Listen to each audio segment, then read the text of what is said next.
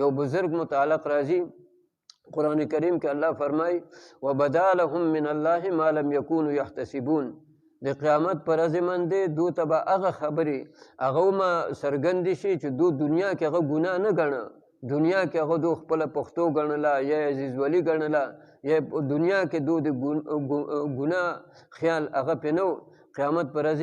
هغه ده ته به څرګند شي چې دا کار چې ما کوم کو دا ګناه د دې اوس سزا هغه ولا الله تعالی هغه ورکوي نو هغې بزرګ هغې عالم به ډېر زیات جړل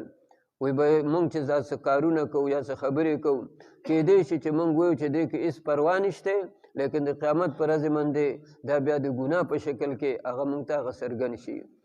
نو امانت دا دغې ته هم وایي چې یو شی چاله ورکې او بیا هغه ته واپس کوي دا هم امانت دی